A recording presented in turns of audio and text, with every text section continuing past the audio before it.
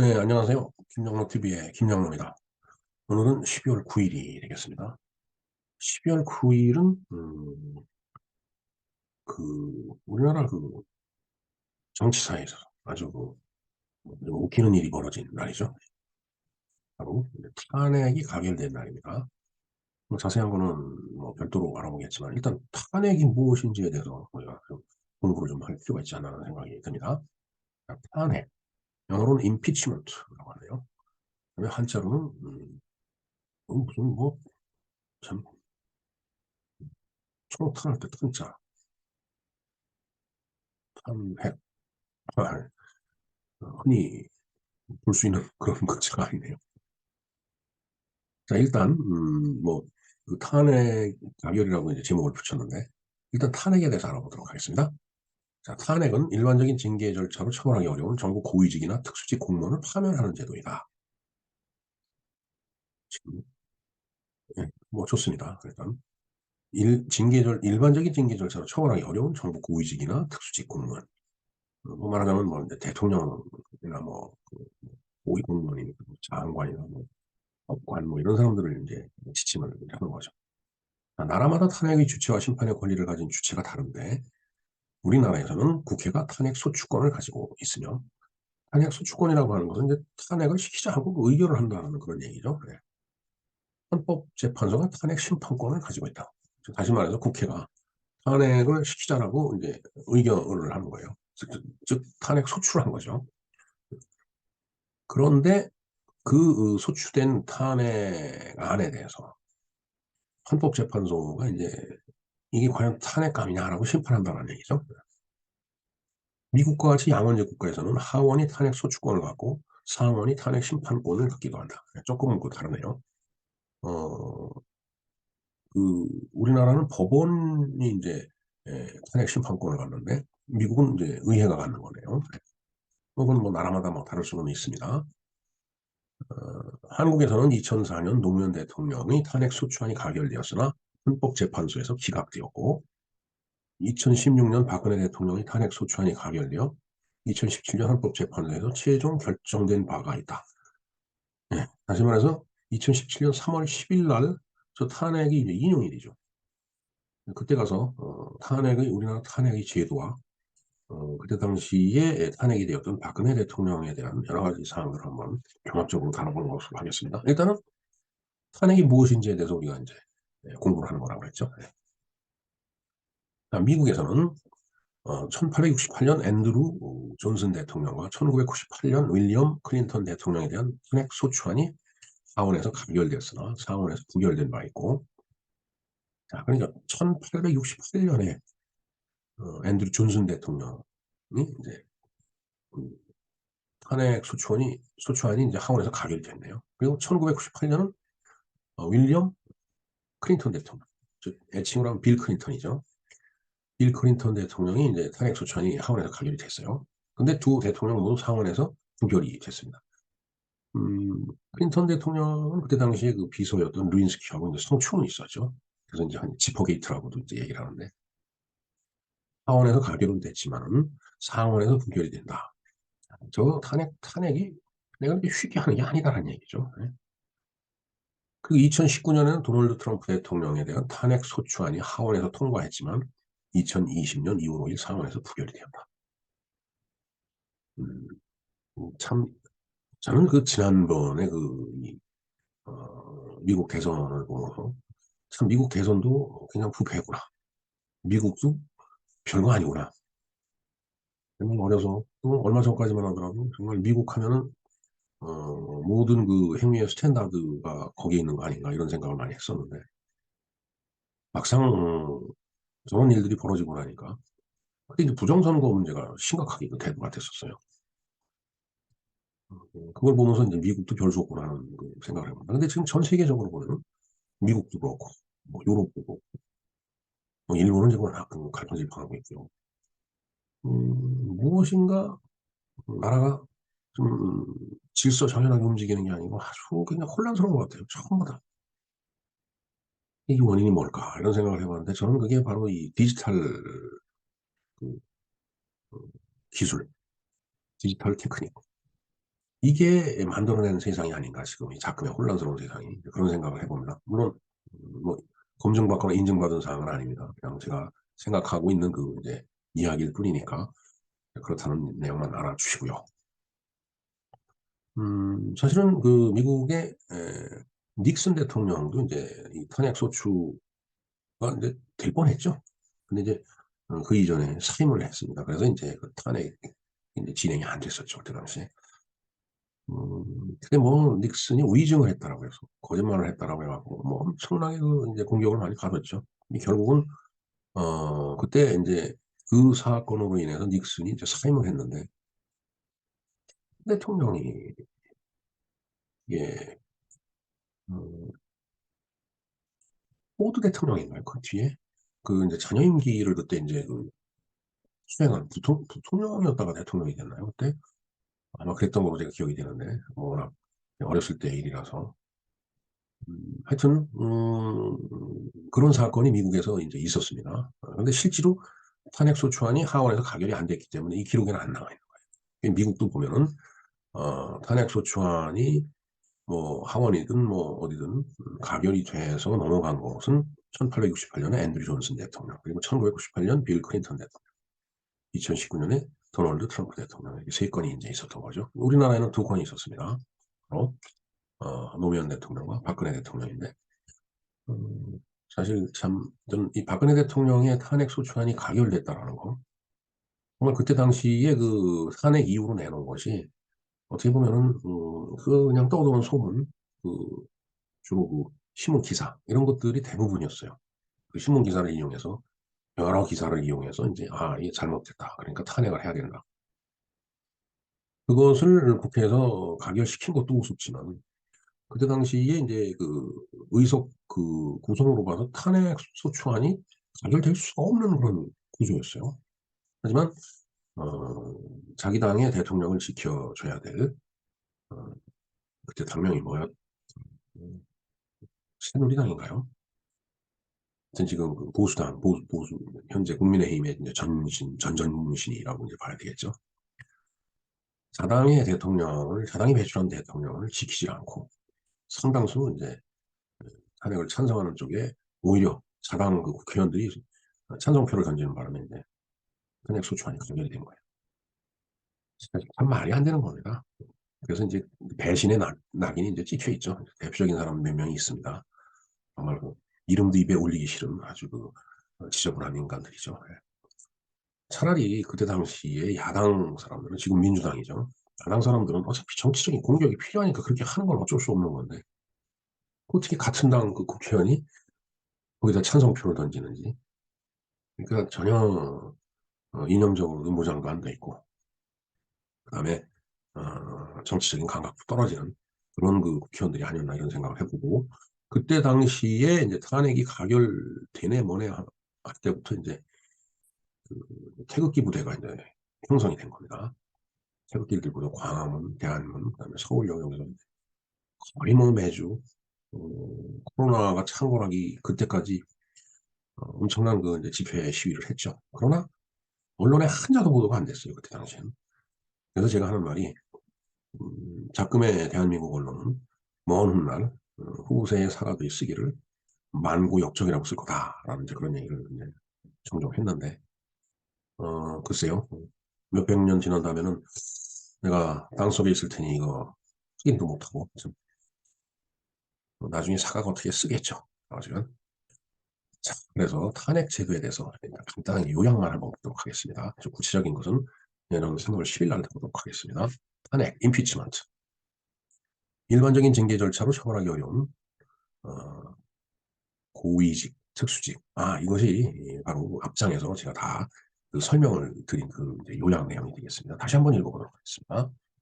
나라마다 탄핵의 주체와 심판의 권리를 가진 주체가 다른데 한국에서는 국회가 탄핵 소추권을 갖고 있으며 헌법재판소가 탄핵 심판권을 갖고 있다. 미국과 같이 양원제 국가에서는 하원이 탄핵 소추권을 갖고 상원이 탄핵 심판권을 갖기도 한다.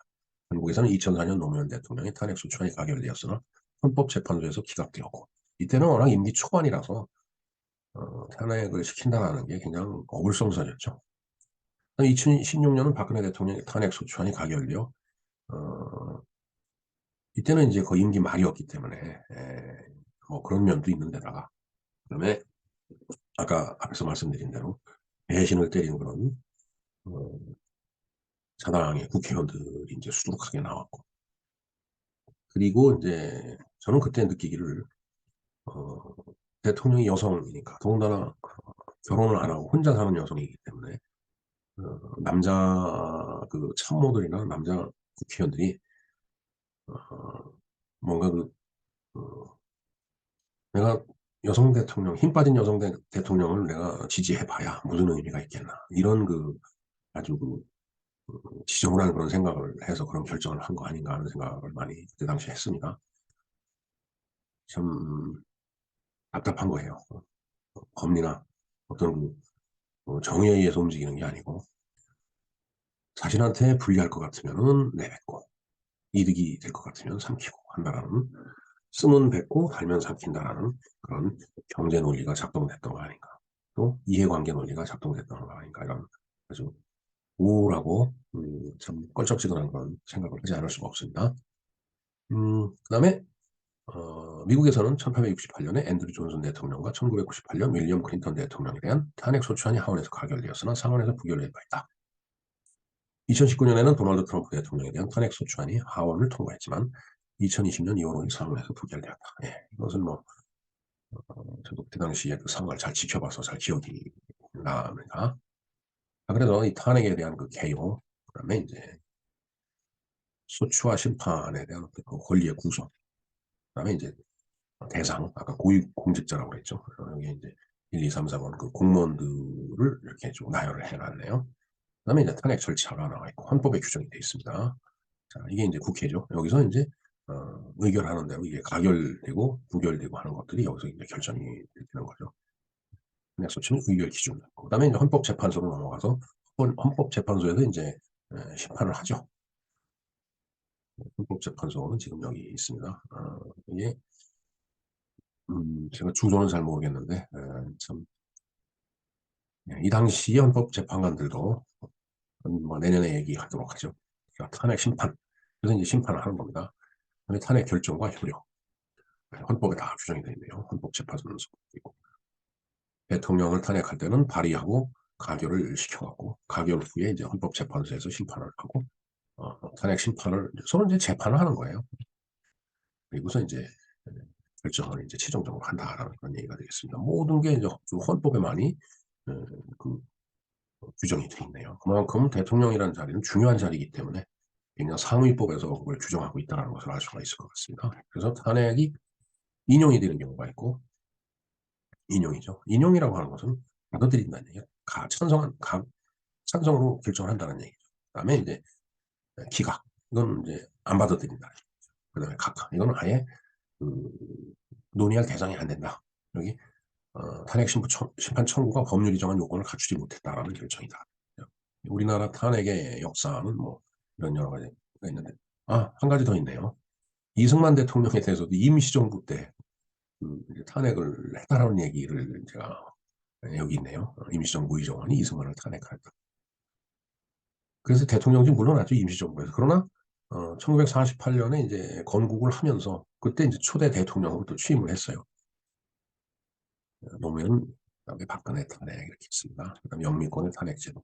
상당히 뭐 미국의 탄핵제도 내용이 굉장히 길기 때문에 이거 일일이 다 여기서 말씀을 드릴 수는 없고 어, 그 자료를 참조를 하시면 될 것 같습니다. 인터넷에 다 뭐 확인할 수 있는 그런 내용이니까 어, 자료를 찾아보시는 데는 어려움은 없을 것 같습니다.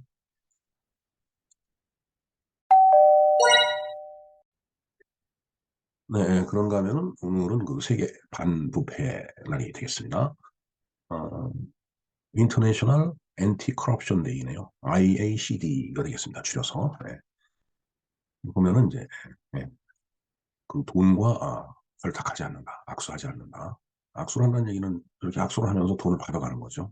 그걸 하지 않는다라는 그런 포스터가 되겠습니다. IACD라고 그랬죠. 유엔 그 회원국들한테 이제 준수를 할 수 있게끔 그렇게 이제 유엔이 권고하는 거고요. 그다음에 이제 유엔에서 이 주최를 하는 겁니다. 이날은.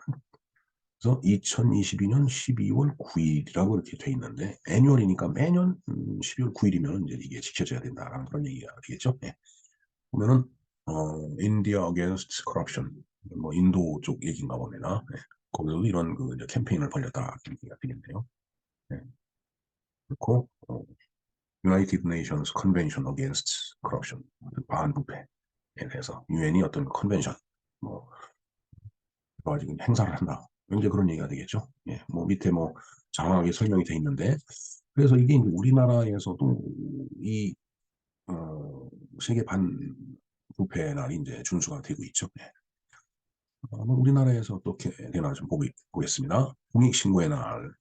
공익신고의 날 매년 12월 9일은 부패 공익신고의 중요성을 알리고 그 의미를 기리기 위해서 대한민국 국민권익위원회가 2018년에 지정한 기념일이다. 날짜 선정에는 유엔이 세계 반부패 날을 12월 9일로 지정하고 있다는 점이 고려되었다. 예. 세계 유엔이 세계 반부패 날을 12월 9일로 지정을 했으니까 역시 뭐 부패나 공익신고의 중요성을 알리는 공익신고의 날도 12월 9일로 이렇게 지정을 해서 우리가 어, 기념을 하고 있는 거죠. 어찌됐든 부패와 결탁한다는 것은 이제 나쁜 겁니다. 돈을 뭐 저수지에 뭐 왕창 쌓아놓고 필요할 때마다 이렇게 꺼내서 이 사람 저 사람 돈으로 매수를 하고 그래서 자기 편으로 만들고 뭐 이런 그, 어, 행위를 하면 안 되겠죠. 네. 그런 의미에서 이 세계 반부패 날, 공익신고의 날 매우 중요한 의미를 갖는다고 얘기를 할 수 있겠습니다.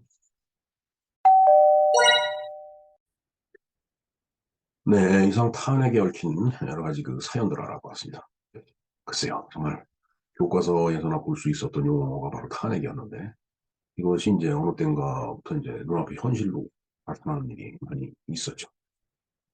뭐 앞에서 설명드린 내용들이 다 이제 그런 것들입니다. 탄핵이라고 하는 것은 최후의 정치적인 수단이라고 이제 생각이 됩니다. 그렇기 때문에 이게 함부로 밥 먹듯이 벌어져서는 안 되는 일이다라는 생각이 됩니다. 즉 신중해야 될 일이다 이거죠. 네. 근데 이제 자금의 정치판을 보면은 아주 뭐 이 탄핵이란 말을 식은 죽 먹듯이 떠올리는 인간들이 수두룩해요. 뭐 임기 시작 반년 정도뿐이 안 된 대통령을 뭐 탄핵시킨다고 뭐 이런 얘기 운운하는 인간들도 있고 아마 그 본인들도 스스로 생각해 보면 아마 자신들이 한심하고 자신들이 웃기고 있다라는 그런 생각이 들 겁니다. 코미디였기도 하고요. 하지만 반드시 그 코미디 같지 않다라는 생각도 듭니다. 뭐 이상한 그 세력들이 연루가 돼 있다라면 뭐 그것도 다른 일이죠. 그렇게 되다 보면은 이제 국가의 어떤 그 존폐 문제가 되고 사회가 이제 불안해진다라는 이제 그런 문제가 있죠. 글쎄요, 제가 봤을 때는 도저히 이 자연계에서는 일어날 수 없는 그런 그 확률을 갖고서 이제 아니 그 당선된 그런 그 이제 어, 소위 국회의원들이 수적인 우세라든가 이런 것을 앞세워서 탄핵을 하고 또 탄핵을 실제로 또 어, 어떤 그 목적을 같이 하는 사람을 손잡고서 이제 뭐 일으키고 하는 걸 우리 수도 없이 봤어요 지금. 어, 하여튼 정말 요즘에 그 정치판을 보면은 도덕도 없고 예의도 없고 체면도 없고 하여튼 이상한 정치판이 됐다고 저는 생각을 합니다. 그래서 제가 어려서 그 지나간 그 지금은 다 땅속으로 들어가 있는 그 정치가들이 그 했던 정치판을 이제 어려서 봤기 때문에 뭐 굉장히 성숙돼 보였었는지 그건 모르겠습니다. 어, 지금 이제 나이가 들어서 이렇게 정치판을 봐갖고서 지금 정치판이 이렇게 어설픈 건지 모르겠어요. 하지만 분명한 것은 옛날 정치판과 지금 정치판은 뭔가 달라고 달라요. 뭐 체면도 없고 뭐 막말을 하고 뭐 거짓말 요소를 만들어내고 글쎄요 이게 도덕이 땅에 떨어져서 그런 건지 아니면 또 한 가지 그 이유가 이 디지털이구나. 뭐 저도 그 이제 대학원 과정에서 디지털 시그널 프로세싱이라는 그런 디지털 기술을 공부를 했지만 어, 정말 이 인터넷이라는 사이버 공간이라는 이런 데서 일어나고 저질러지는 그런 모든 이 디지털 문화에 의한 어떤 그 폐단이라고 할까? 그런 것들이 이런 것을 만들어내는 거 아닌가 하는 생각도 해봅니다. 어, 그렇게 보면 이유는 두 가지라고 봐야 되겠죠. 하나는 어, 예의 범절을 모르는 인간들이 정치를 하든지 아니면은 디지털 세상의 어떤 그 보이지 않는 속에서 어떤 음모에 의해서 모든 일들이 벌어지고 있든지 아마 뭐 둘 중에 하나가 아닐까 그런 생각을 해봅니다. 자, 오늘 어찌됐든, 박근혜 전 대통령, 아니, 박근혜 대통령이 탄핵, 많이 의결이 된 날이죠. 참, 어처구니 없는 날이긴 하지만, 아마 대한민국 정치사에서 씻을 수 없는 그 치욕과 오명의 날이라고 저는 생각을 합니다.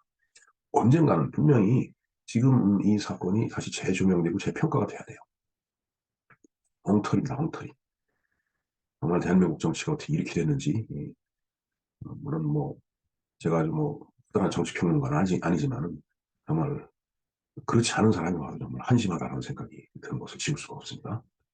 네, 이상 김영로 TV의 김영로였습니다. 감사합니다.